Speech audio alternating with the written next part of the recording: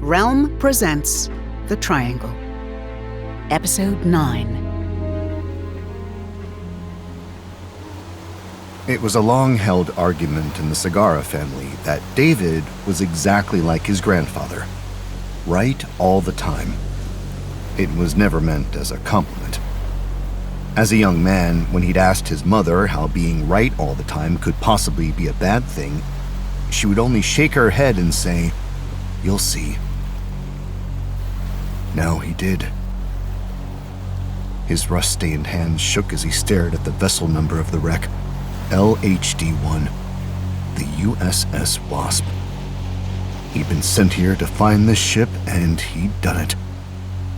His suspicions about the slipstream and the movement of time on the island were confirmed with a single swipe of his hand. "Shit," Segarra said. On the beach, Hammond and Olivia were watching him, their eyes shaded against the sun. He waved to them to let them know he was all right, eyed the slipstream to ensure he could make it back to land without becoming a bundle of bones in the tide, and dove into the water. Soon, strong hands pulled him to his feet, and Hammond watched as he dripped onto the sand. "What were you thinking?" Hammond demanded. "I'll explain," Segarra said, hands on his knees as he caught his breath. He straightened, eyeing the rest of the empty beach. "But I'm only doing it once. Where is everyone?" "Dumont's at the cave. I don't know about St. Clair and Miller. Malik showed up this morning. McBride is probably searching for aliens," Hammond said. "What's gotten into you?" "The need to be right all the time," Segarra said, shaking his head. His composure left him, and he began to shake as the slipstream kicked in, the current clearly visible as it tugged on the Wasp. "Well, that's certainly you in a nutshell," Hammond agreed, taking him by the arm.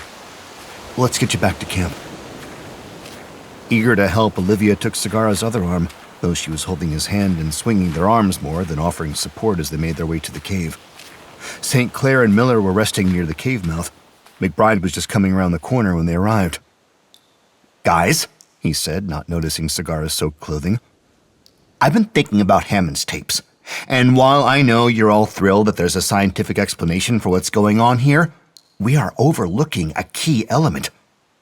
We agree that the U.S. government built this thing as a weapon, right? So while the Bermuda Triangle might have man-made roots, catastrophic bad decision-making roots, but still man-made, what we haven't wondered is who is the weapon meant to be used against?" They all stared at him. "Aliens," he concluded confidently. "If you could zip your lip for 1 second, Hammond said. "Segarra just took a suicidal swim, and I'd like to know why." "McBride getting to you?" Dumont asked Segarra, earning a giggle from Olivia. "I found the Wasp," Segarra said, cutting straight to the point and earning everyone's attention. "What? Where?" McBride immediately started scanning the horizon. "It's been right in front of us the whole time," Segarra said, pointing to the wreck. "Our mission was accomplished before we even landed. We just didn't know it." Hammond followed Segarra's gaze and let out a low whistle. "That messes with the head." "Mission accomplished?" Dumont repeated. "What about survivors? Or are we assuming they're all still on board?" "Skeleton crew," McBride said, then ducked when Hammond threw a fistful of sand at him, and had the grace to blush when Segarra gave him a murderous look. "There's at least one," Segarra said to McBride. He took a shot at us. "You mean the hermit? Oh, that's..." McBride paled, for once at a loss for words.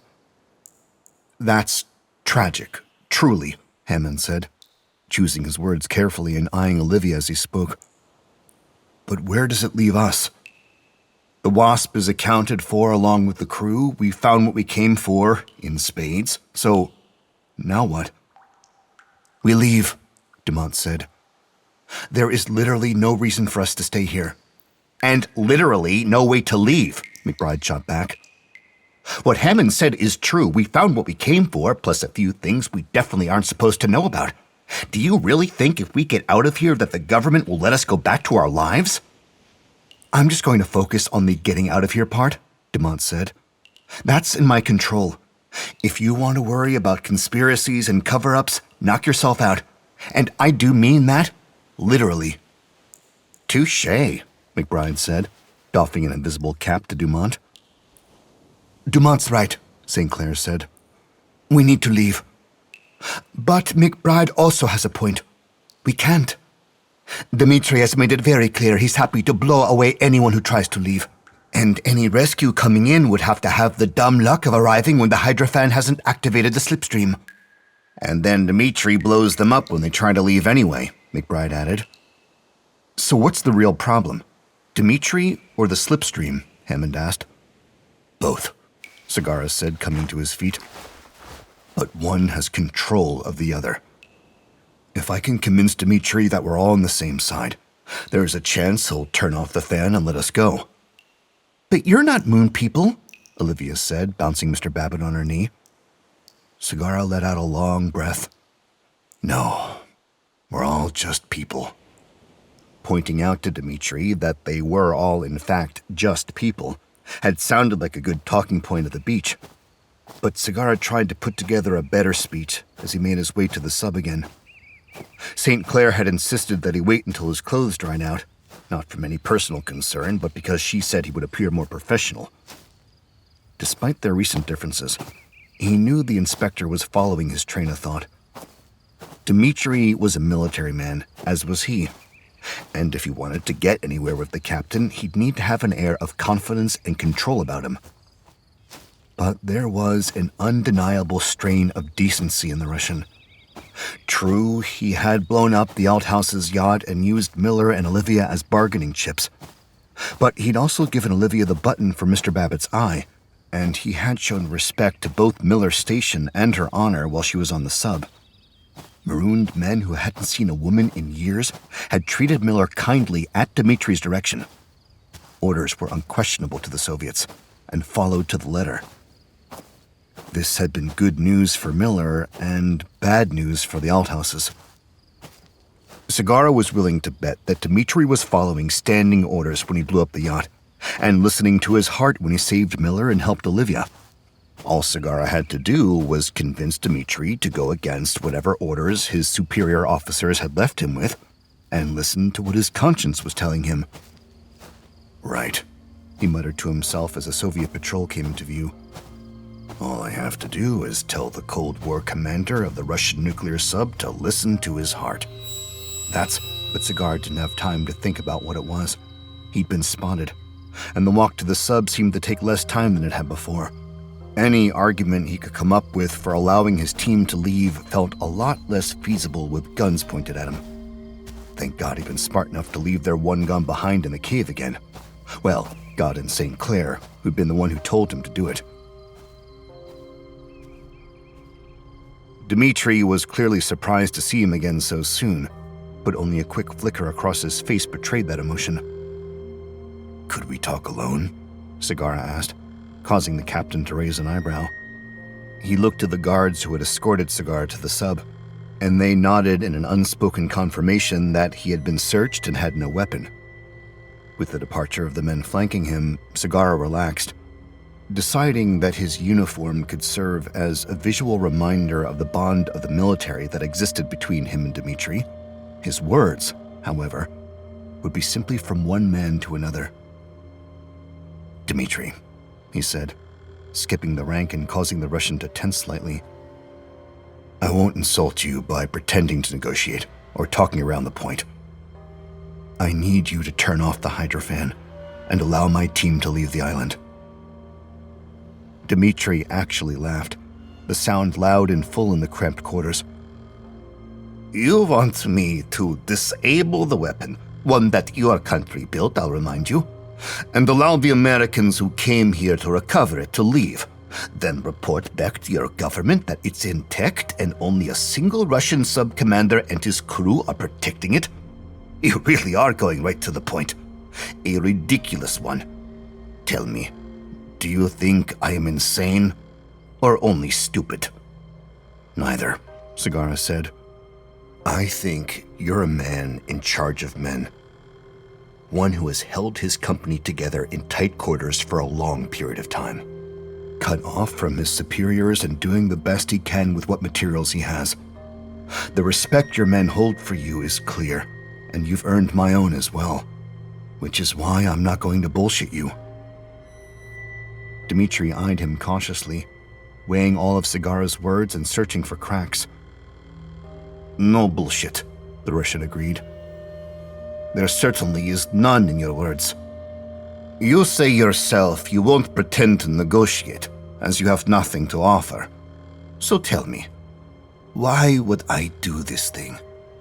Why would I disable the weapon and allow your escape? What benefit is there for me in this action? Sagara let the silence hang for a moment before answering, his flinty stare matching Dmitri's. You get to leave too. True astonishment showed for a moment on Dmitri's face, and Sagara realized the hold the Soviet military had on the man was so deep that in all these years, it had never occurred to him to abandon his position. The idea of leaving was as alien to him as McBride's aliens. Now I believe you are the one who is mad, old man, Dmitri said. His words were casual, but a tight line of anxiety held his body rigid. If you think I will sail away from this weapon so that the Americans can claim it without a fight— No fight, Dmitri, Sagara interrupted him. We're done fighting.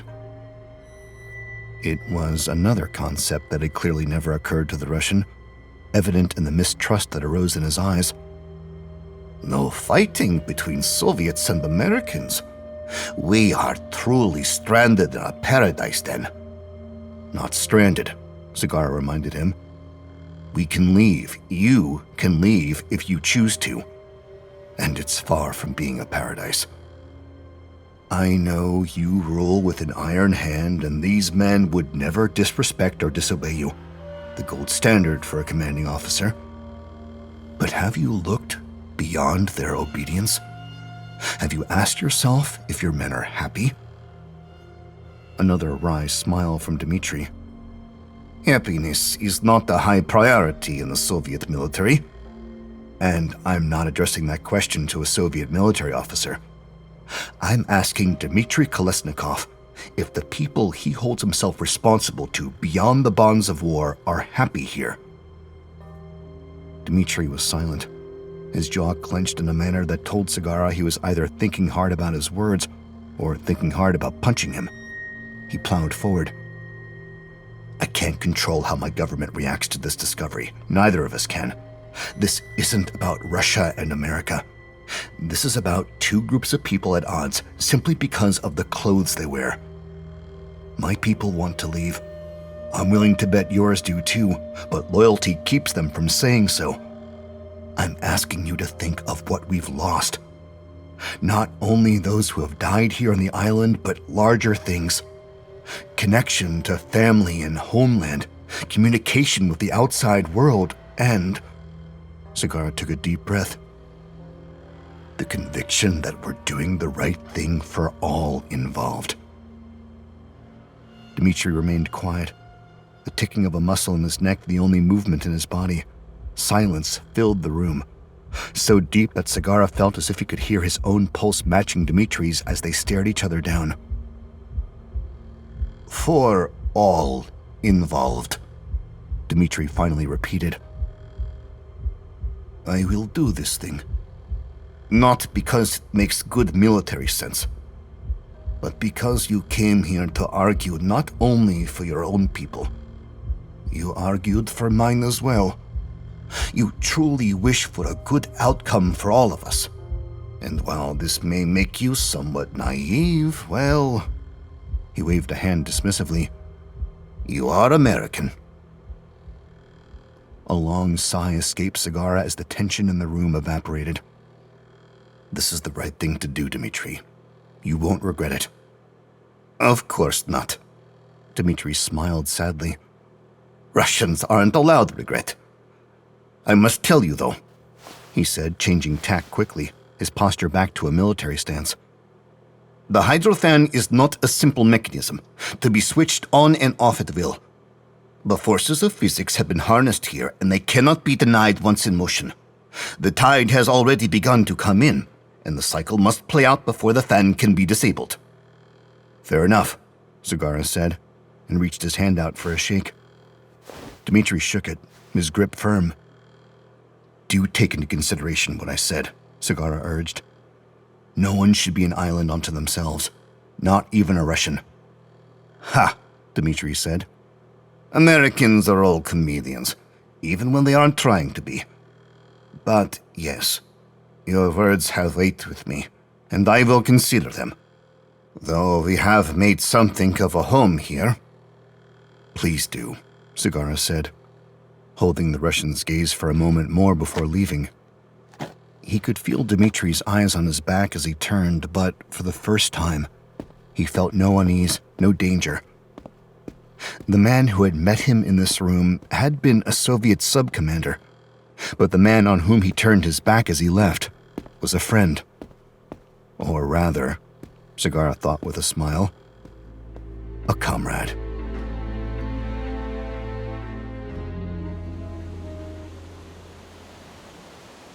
Bullshit, McBride said when Sagara arrived back at the camp and shared the news of the captain's compromise.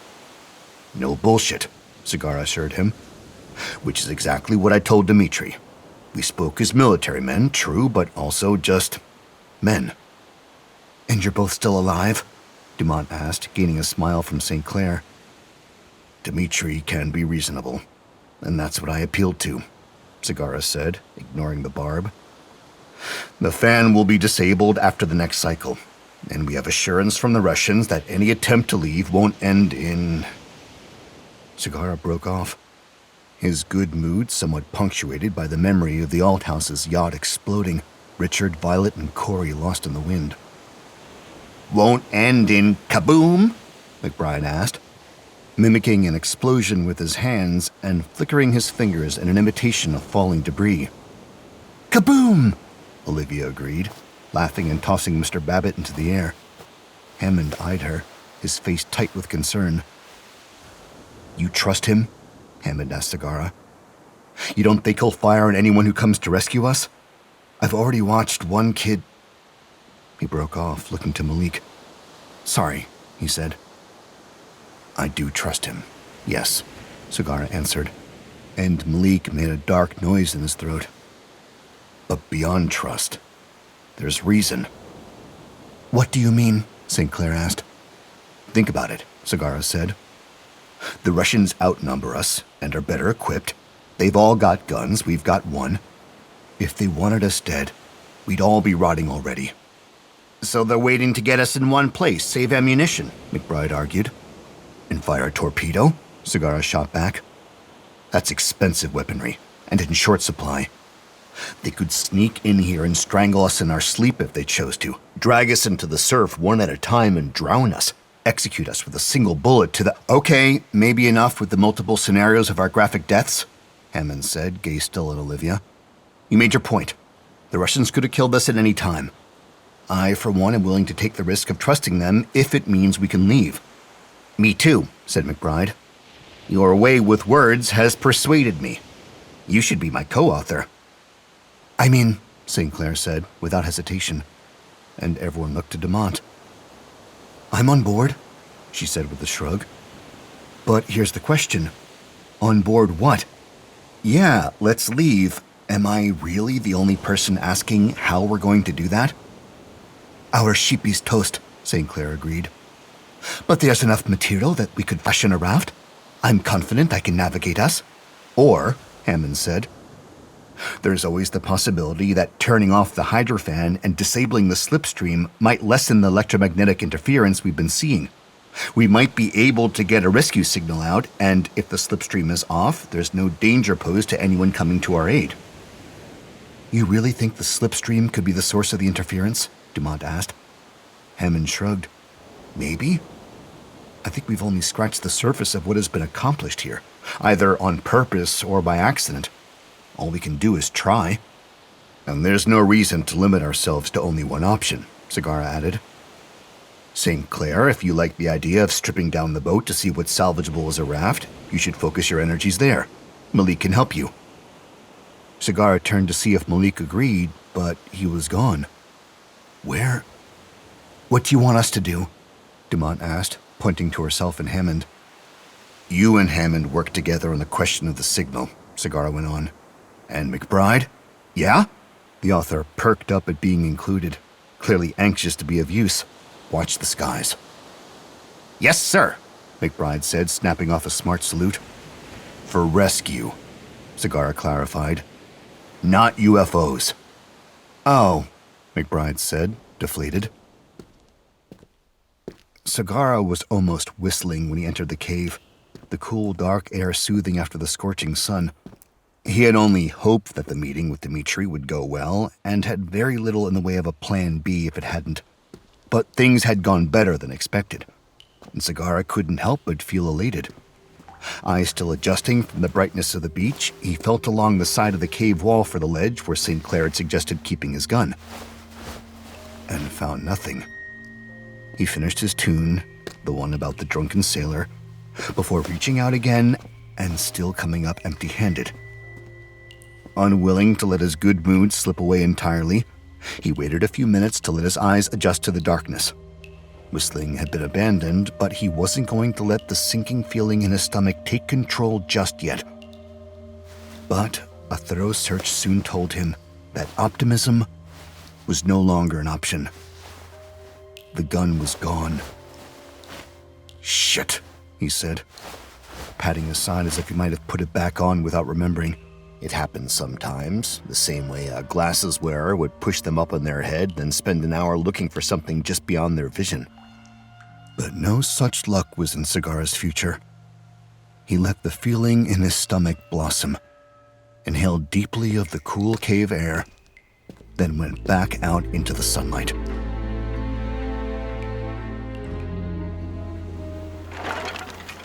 Marie St. Clair was working at their wreck, busy making 2 piles on the beach. One for refuse, one of possibly useful pieces for a raft. She couldn't pretend that one pile wasn't much bigger than the other, but she wasn't going to let it infect her good mood. She was getting out of here, even if she had to dog paddle on a piece of wood smaller than her wrist. She'd just thrown a warped piece of metal over the side when she heard a muffled, "Jesus Christ." Alarmed, she looked over the railing to see Sagara standing inches from what she'd tossed. "That's on you," she said. "No, but it was close," he told her. "What do you need?" she asked, already turning her back to continue her work. "You don't happen to have the gun, do you?" St. Clair froze, which was all the answer Sagara needed. "Shit," he said. St. Clair vaulted down from the deck, carefully landing in between her 2 piles. "You're sure it's missing?" "Yes. I checked all over the cave. I was hoping you had it since you're the only person who knows how to use a firearm." St. Clair finished for him. Then her eyes clouded over. "Except for Miller?" Sagara immediately shook his head. "Miller is not compromised." "Maybe, but you're a big fan of logic. So let me throw some at you right now. That meeting with Dmitri went well, really well. Almost suspiciously well, didn't it? You come back to find the firearm gone because you told me to leave it," Sagara interrupted her. Right on cue, St. Clair's temper flared. "Oh, okay. So it couldn't be the white girl with Russian friends who stole the gun. It's the black girl." "I don't care what color your skin is," Sagara said through clenched teeth. "I want to know who has my gun." St. Clair crossed her arms, spine straight as an arrow. "But you marched right out here to me, didn't you?" "Because you're the only person I would trust to keep it safe," Sagara yelled. "I wasn't suspicious that you took it. I was hoping that you had it." "Well, I don't," St. Clair said, somewhat mollified. "So where does that leave us?" Sagara shook his head. "McBride wouldn't know what to do with it, and neither would Hammond. I can't imagine Dumont taking it either." "So?" St. Clair said, spinning her hand. Sagara sighed, seeing her logic. "It could be Miller. I can't say with certainty that it's not. Or... To Sagara's surprise, St. Clair was still spinning her hand, encouraging him to go on. "Oh my God," he said. "You don't think Olivia took it? She knows it's not a toy, right?" St. Clair's hand went faster, her eyebrows rising as it did, letting him know he was close.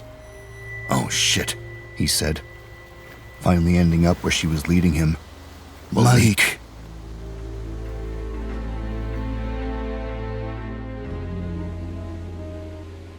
Alistair McBride was taking his job very seriously, scanning the skies with concentration. When he spotted two people jogging up the beach, he blinked, thinking he must have been staring at the sun too long and was seeing spots. But as they moved closer, he realized it was Sagara and St. Clair, and by their expressions, that they weren't bringing good news. "Oh, please, no," McBride said quietly as they came to a stop in front of him, breathing heavily. "Has anyone gone in there?" Sagara asked, pointing to the cave. "Not since you left," McBride said, climbing down from his rock perch. "And earlier, did you see anyone go in before me?" McBride shrugged. "I didn't know I was supposed to be watching." "You weren't," St. Clair said. "That was our first mistake." They went into the cave and McBride followed, aware that they were looking for more than just shade. "It was right here," Sagara said, hand resting on the empty ledge. "Oh my God," McBride said, understanding. "You lost another gun?" "I didn't lose anything," Sagara snapped at him. "Somebody took it." "Right," McBride agreed. "You don't have it and someone else does, and you don't know who that person is. So you lost it." "I swear," Sagara said, moving toward McBride. St. Clair stepped in between them. "Not the time," she told Sagara. "For you either," she said over her shoulder at McBride. "Cut the bullshit. We've got a weapon loose. Focus." They went back out into the sunlight, St. Clair scanning the sand in front of the cave entrance. She straightened after a few minutes, shaking her head. "There's too much traffic. I can't tell who is who or who is headed where." Choosing to confide in McBride in exchange for information, she turned to him. "Do you know where Miller is?"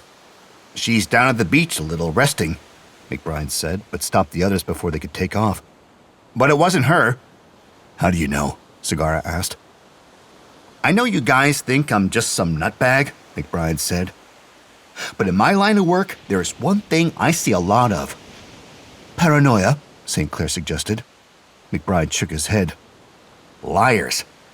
You spend a lifetime talking to people and you get pretty good at reading them.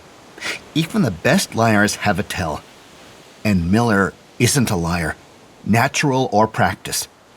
You know what I'm talking about, St. Clair." "He's right," St. Clair said to Sagara. "I don't know that I trust her completely right now, but my gut tells me—" She cut herself off, not wanting to say too much in front of McBride. "Malik," he said, making her discretion worthless. "Why?" Sagara asked, curious as to what logic had brought McBride to that conclusion.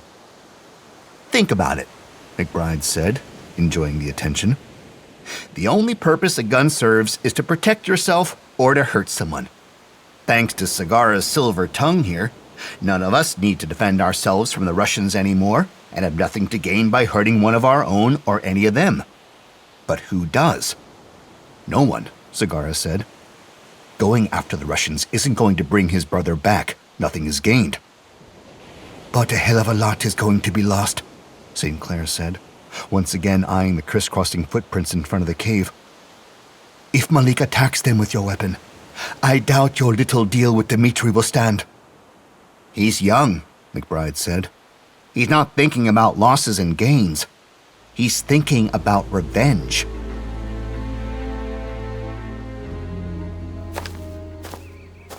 "Revenge," St. Clair muttered under her breath as she swiped at undergrowth. "Men," she added, shoving a tree limb out of her way.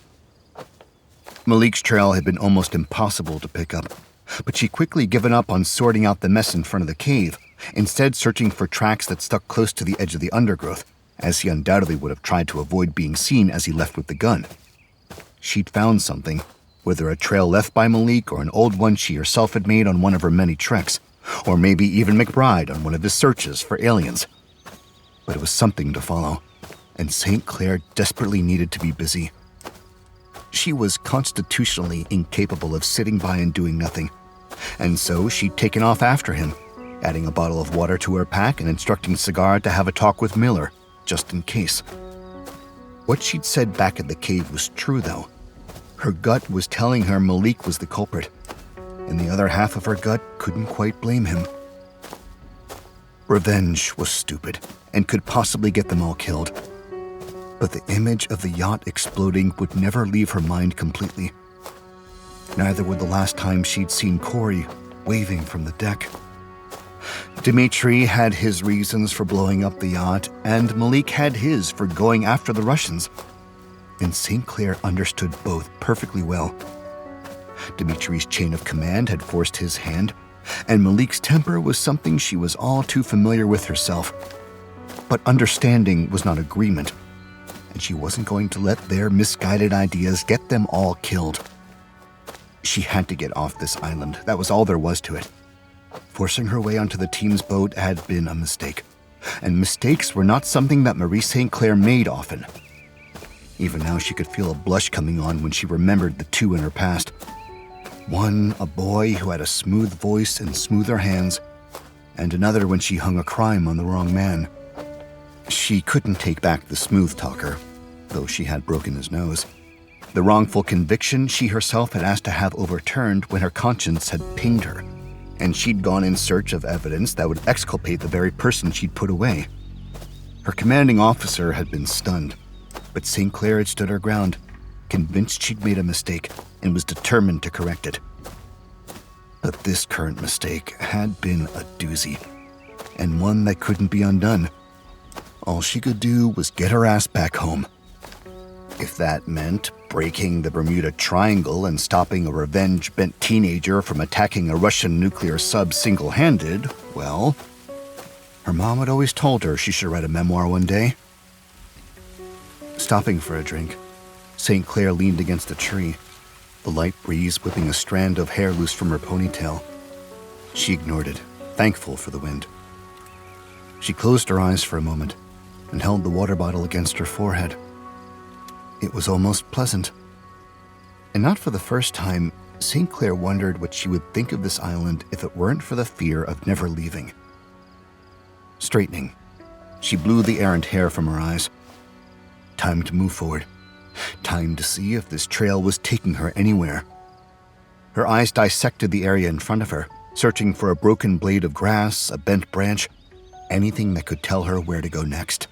Instead, in the silence, it was a sound that directed her. The trail she'd been able to pick up wound and zagged, clearly made by someone who was either injured or had no real destination in mind. But that had changed suddenly, as if Malik had gotten his bearings and knew what he wanted. The trail was heading for the Soviet encampment, what the others had called their shore leave location. If Malik was intent on harming somebody, anybody, even remotely responsible for his brother's death, that made sense. Now that she knew where Malik was headed, there seemed to be little reason to hurry.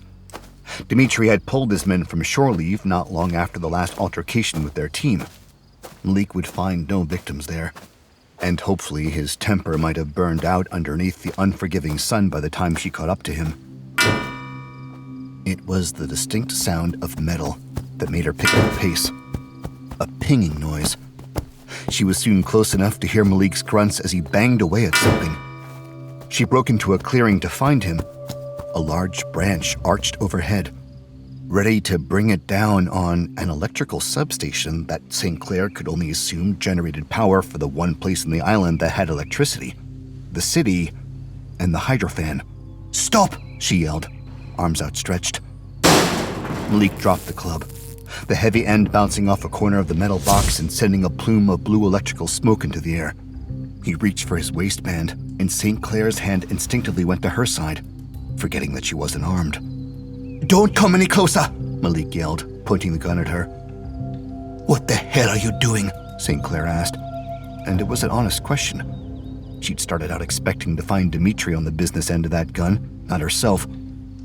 "I don't want to shoot you," Malik said. His arm, already shaky with exhaustion, wavered under the weight of the gun. "I don't want you to shoot me either," St. Clair agreed. The electrical box sparked, sending another trail of smoke into the air, along with the hot smell of burning plastic. "So you thought you'd take out their power as a distraction?" St. Clair asked, nodding to the box to buy some time. "It's all I could think of," he admitted. "And then what?" St. Clair asked. "You shoot the guys they send out here to take a look at it?" "And the ones they send after them," Malik said, his face set in a way that made St. Clair realize he meant it. Malik didn't have an ultimate target, like she had thought. If Dimitri himself came out to look at the power box, Malik would shoot him. If he only sent underlings, he would shoot them. The only thing Malik knew was that he was in pain, and that he wanted to hurt somebody else. He didn't even care who, which meant she needed to keep her hands in the air and her wits about her. "Until you're out of bullets?" St. Clair repeated, taking another step toward him when the box sparked again. "How many are in the magazine?" "I don't know," Malik admitted. "But I'll make a body with each one." "Okay," St. Clair said, keeping her tone light. "Then what?" "Then I die," Malik said, and his tone made it very clear that it didn't matter. "Oh, Malik," she said. "That won't bring him back." "Bring him back?" Malik said, his face twisting. "Bring him back? Do you think I'm stupid? Do you think I'm just some little kid?" "No," St. Clair said, aware she'd misstepped. I'm not sad. I'm pissed off," Malik shouted. "We had to leave home, and I watched my parents drown. We wash up on this island, only to have to pander to some rich white people in order to try to get out of here. And then they pick my little brother over me, and I get to watch him blow up?" He'd become more irate as he went on, the gun shaking in his hand. Logic hadn't worked. Sympathy had only made him more angry. St. Clair decided to go somewhere else. She goaded him. "So what?" she said, dropping her hands to put them on her hips. "What?" Malik asked, incredulity spreading on his face. "So your parents are dead, and somebody liked your brother more than you, and then he got killed. Big deal, man. I've heard worse sob stories in the drunk tank. You think you're the only one who has had a hard life? You want me to treat you like something other than just a little kid? Then grow the fuck up, because I'm tired of your shit." St. Clair moved closer to Malik, hands flying as she talked. It wasn't a ruse anymore. She was just as pissed as he was. "You think you're being a big man right now, walking around with a gun. Let me tell you what you really did. You screwed us all. Sagara talked Dimitri down, got him to agree to turn off the hydrofan, even granted us safe passage if we tried to leave or rescue showed up. But you're too busy feeling sorry for yourself to know what's going on with other people. Either that or so wound up in being a badass you didn't think about it. You came out here to break some shit, and now Dimitri's gonna think he's been double-crossed. You're ready to make some dead bodies? And it won't only be Russians lying underground if you don't hand it over." "But..." Malik was backing away from her, stung by St. Clair's words. The box hissed again, a small fire flickering from a severed wire. Startled, Malik swung toward it and St. Clair took the opportunity to tackle him. She hit him right in the midsection with her shoulder, and the gun went off near her ear as they hit the ground together in a roll. Her ear ringing, her eyes filled with electrical smoke. St. Clair wasn't gentle at all when she pulled Malik's wrist backward, forcing his fingers to drop the gun. She grabbed it and put distance between them, covering him even though Malik lay still, stunned and crying. "Great," St. Clair said, turning to the electrical box. "Nice save, Marie." Thick smoke poured from the single black hole that Malik's bullet had made, the edges of fire flickering from within. The stench of burning plastic and melting metal filled the air, stinging St. Clair's eyes. She tucked the gun into her waistband and turned to see Malik struggling to his feet. "Nope," she informed him calmly. You need to stay down. And then the power station exploded, and she joined him, diving face first into the dirt and pressing him down beside her.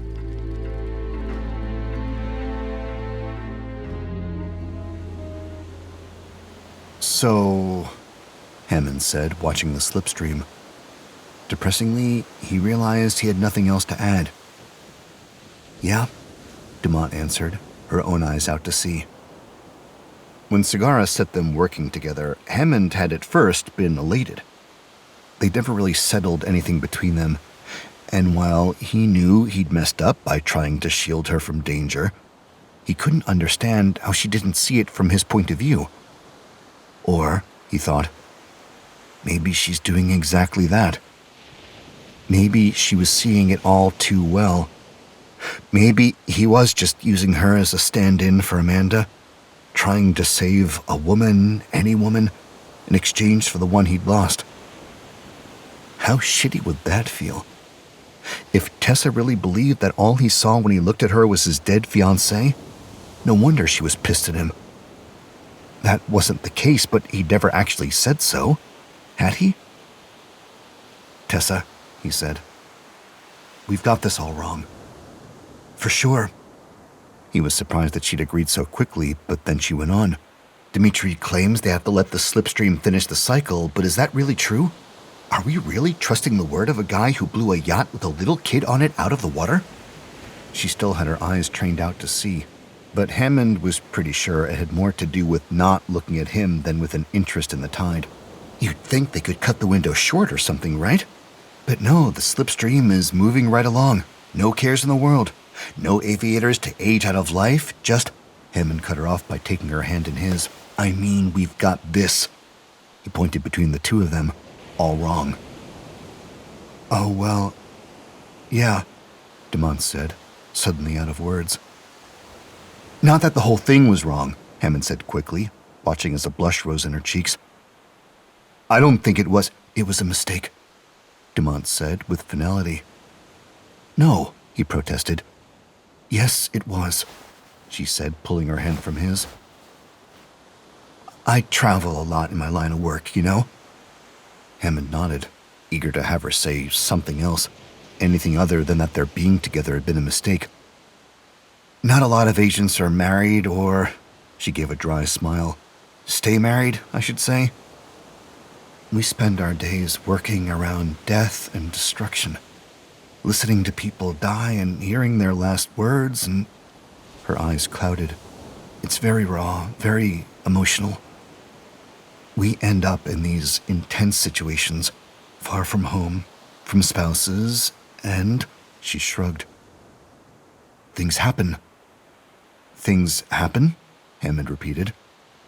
Yeah, Dumont said, making a hole with her thumb and forefinger, then ramming her index finger through it. Things. Oh, Hammond said. It was his turn to look out to sea. Not me, though, Dumont said, shaking her head. I never wanted there to be any confusion about what was work and what was pleasure. Then I ended up on the clock and stuck on an island with you. Stuck? Definitely, Dumont said, but she did give him a small, rueful smile. Look, I can't agree with you. I can't believe that every horrible thing I've ever seen and every terrible thing you've lived through led us here, to each other. I don't think that two wrongs make a right. But two rights made an airplane, Hammond said, going for the easy joke he'd always thrown back at his mom when she used the old saying. And then it crashed. And I had to come to investigate and sort through bones and bodies and keep my head on the job and not get distracted, Dumont said, her voice cracking on the last few words. Oh my God, Tessa, Hammond said, hands on her shoulders. Is that what you think? Do you think that if we hadn't been... Dumont rolled her eyes through her tears and made the crude hand gesture again. If we hadn't been doing that, Hammond went on, that you would have been able to save us? Yes, yes. Dumont interrupted him, laughing a little. Yes, Am I really that full of myself? Maybe, I don't know. How can I know? I feel like I should have done more, done something. I know exactly what you mean, Hammond said, his own tears rising.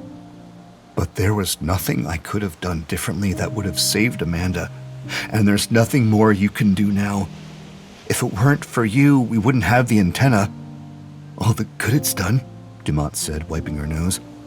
Maybe, maybe not, Hammond said. Once the slipstream dies, it could be the thing that saves us. If it dies, Dumont said. The only thing we can control is ourselves, okay? Hammond said. I couldn't stop Amanda from dying, and I'm not still trying to, no matter what you think. When I look at Tessa Dumont, I see Tessa Dumont. I'm sure she's a hell of a sight right now, Tessa said, giggling a little as she wiped her red eyes, crying, sunburned, snot running out of her nose. Alive, Hammond said, resting his forehead against hers. You and me both. And whatever we're going to do about that, can we at least wait until we're off the island and give it a shot in the real world before we write it off as a mistake? Dumont let out a shaky sigh. Yeah, she said. We can do that. In that case... Hammond leaned in to kiss her, and was pleased to find Tessa responding. Until... Hammond and Dumont, sitting in a tree. Kissing, came Olivia's voice in sing-song. Dumont pulled back, sighing. Kids, she said with a smile. Timing, Hammond added. Whoa, that is not normal, Olivia said. That's enough out of you, Hammond said, turning to find that Olivia had been joined by McBride, who seemed equally dumbfounded. McBride pointed to the sea, and both Hammond and Dumont followed his gaze to see the slipstream slowing. He did it, McBride said. Dimitri turned off the hydrofan. See, Hammond said to Dumont. Sometimes people surprise you for the better. Dumont was about to answer him when the unmistakable sound of a gunshot rang out, followed by an explosion. Sagara came running to join them on the beach, turning on his heel to scan the air around the island. There, he cried, pointing to a column of smoke rising above the trees. What is it? Hammond asked. Sagara shook his head. I don't know. A heavy smell reached them on the breeze, the scent of melting plastic and... An electrical fire, Dumont said, only too familiar with the smell. Olivia ran to Hammond, and when he boosted her up in his arms, she grabbed his jaw and turned his eyes away from the fire, out to sea. Look, she whispered into his ear. The slipstream had gone haywire. Its earlier slow pace completely vanished, replaced by a fast clip, like nothing they'd ever seen before. Dumont, Hammond half whispered, and she turned to see it as well. Oh God, she said. Look at the tide. The water was being sucked back from the land, leaving fish stranded on the shore, flopping and gasping as they died. The slipstream moved wildly, rocking the Wasp from where it had run aground. The tide pulled farther away, revealing rocks slick with algae and leaving more fish wriggling in a vain attempt to find water. What is going on? Dumont asked. McBride shook his head. I don't know, but whatever it is, I don't think Dimitri turned off the hydrofan. If anything, it's gone into overdrive. And what would that do? Sagara asked. How should I know? McBride shot back, then glanced back at the hundreds of marooned fish, their scales flickering iridescent in the sun they were never meant to be exposed to. Nothing good. Olivia squirmed in Hammond's arms, the top of her head ramming into his chin. I don't like it, she said. Neither do I, he agreed, and set her gently on the ground. Dimitri said the hydrofan couldn't simply be switched off, right? Yes, that's what he said, Sagara answered. But it sure as hell can be sped up, it seems, McBride added. I don't think this is Dimitri. Hammond shook his head. I think he did as promised. The slipstream was starting to slow, then we heard a gunshot, and that happened. He pointed to the smoke still billowing from the trees. Wait, who has the gun? Dumont asked. McBride shared a glance with Segara. We think Malik has it, he admitted. He's half mad with grief about his brother and went off to settle a score. St. Clair was tracking him. Judging by the explosion, I'd say she found him. And set God knows what into motion, Hammond said. I'm not sure what's going on with the fan, Segara said, backpedaling. But we need to get off the beach, now. The others heard the urgency in his voice and saw that the water had been pulled even farther out to sea, the Wasp now grounded. Oh shit, Dumont said, knowing full well that any water that left the beach that quickly would come back even faster and with a vengeance, in the form of a tidal wave. She turned to run, saw Hammond snag Olivia into his arms as everyone else did the same. They made it to high ground, scrambling for purchase among the rocks above the cave. Hammond set Olivia on her feet, then knelt down. I'm sorry, Olivia. I know I promised you we'd be safe. We aren't, she said, shaking her head. I know, he said. And I'm going to stop it. Stop it? Dumont echoed, fear in her voice. Just how do you think you're going to do that? I don't know, Hammond admitted, disentangling himself from Olivia's vice-like grip around his knees. But I can't figure it out from here. You're not seriously going into the city, Dumont said, adding her own weight to Olivia's when she grabbed his arm. We have no idea what started this process, and we don't know when it might reverse either. Exactly, Hammond said. We have no idea. This could be expanding the triangle as we speak. There could be planes falling from the sky, boats swept up into the slipstream. I can't have a clear conscience if I don't try to stop it. Dumont smacked his chest. That water will be coming back fast, in a wave. You can't be in the city when that happens. You'll drown, Hammond finished for her. Dumont's hand on his arm went slack, but her jaw was tight when she said, Don't be an idiot. I'm not, he said, touching his forehead to her own again.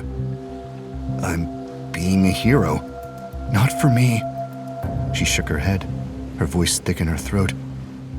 If you think you're going to save me. In answer, Hammond pulled Olivia up into his arms again, letting her snuggle tight against him for a moment. He looked at Dumont over the little girl's shoulder. Not everything is about you, you know, he said with a wink. McBride came to his side, accepting a crying Olivia as Hammond handed her off, the ominous sound of the water being sucked away from the island still filling their ears. Tessa, Hammond said, taking a step toward her. He touched her face, and she pushed her cheek into his palm, one tear running down the length of his thumb. He didn't know what to say. He could very well be running into his death, or he could be saving them all. It might be both. A better man would have a speech, something to say to the troops to give them some hope if he didn't come back. But Hammond's job had always been to listen to what others had said, not to come up with words of his own. He had nothing for Segara, no words for McBride, and only a hug for Olivia, who was now crying quietly, holding fast to McBride. But for Tessa, surely he could find something. Words had come easily enough only moments before, but he'd been speaking of possibilities then, maybe of a future together. Now he might be leaving her forever and could find nothing to say. I love you felt like too much, too soon. A betrayal of what he'd felt for Amanda. Knowing Tessa, she might even laugh at such a declaration. Saying he loved her could only make him seem like more of the idiot she'd called him earlier. So instead, he said the only thing he could think of. The only thing that made sense. Goodbye.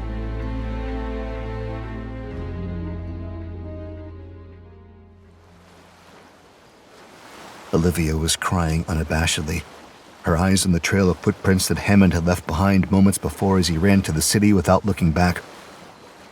He'll be all right, Segara said, but even he could hear there was no conviction in his words, and the group took little comfort in them. If he can get inside and find a place... It was a senseless comment, and everyone knew it. Water would fill every nook and cranny of the city when the wave came. Dumont remained where she'd sunk after Hammond left. McBride stood behind her, one hand on each of her shoulders. "I'll write him one hell of a paragraph," he promised her. Dumont barked a harsh laugh, the sound almost choking her. "What in the world?" St. Clair's voice rang out as she made her way to the group, nursing a bad burn on her shoulder, a sheepish Malik following behind, holding one wrist at an angle. "That's what we were thinking," Segarra said. "What did you do?" "Stopped him from causing a catastrophe," St. Clair said defiantly, then half-shrugged. "Accidentally made one of my own in the process. Blew up the power station." "By accident?" Dumont demanded, rising to her feet. "You caused this? You made the slipstream accelerate and Hammond run off to... But she couldn't finish, emotion choking her throat closed. "To what?" St. Clair asked. "He's going to turn it off himself," Segarra explained. "He ran into the city, hoping he could find a way to end all this alone." "Alone?" Dumont shook her head, the sound giving her purpose. "No, I'm going." "What? Are you insane?" Segarra asked, reaching out to snag Dumont's wrist as she turned. "That water will be coming back any second." "So let me go," Dumont said, her voice now drained of emotion. "Now." Her eyes were as dead as her voice, and Segarra knew Dumont was going to follow in Hammond's footsteps, making a run for it whether he wanted her to or not. And the sooner he let her go, the better her chances were of making it. Though his gut told him not to, his heart won out, and Segarra dropped Dumont's wrist. There was a flash of thanks in her eyes, but no time for words as she turned and ran, kicking up Sam behind her. "What the hell are you doing?" St. Clair cried, running to Segarra's side. "She can't possibly make it." There was a sudden sharp crack, and the beach shook. A roaring filled their ears as the water crashed back to land, sweeping fish in its wake, overtaking the Wasp and crushing the rusted hook to pieces as it was rolled under the force of the tsunami. It rushed over the beach, picking up their own stranded boat and smashing it to bits against the rock. As they all scrambled higher, knowing that the difference of 1 inch could keep them safe from the pull when the water receded. They went back out to sea with a sucking sound, flecks of spray soaking the group as they huddled together on the rock. All traces of Hammond's and Dumont's footprints were gone, and there was no movement on the beach. A terrible sound left St. Clair, the spray soaking her as her cries met the sound of the waves. Olivia crawled to meet her, tucking Mr. Babbitt safely into the crook of her arm, so that they could cry together.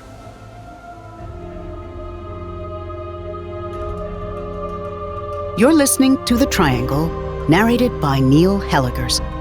Produced by Realm, your portal to another world. Realm. Listen away. The Triangle is written by Dan Kobolt, Mary McGinnis, and Sylvia Spruck Wrigley. Executive produced by Molly Barton and Julian Yap. Audio production, sound design, editing, and theme music by Amanda Rose Smith.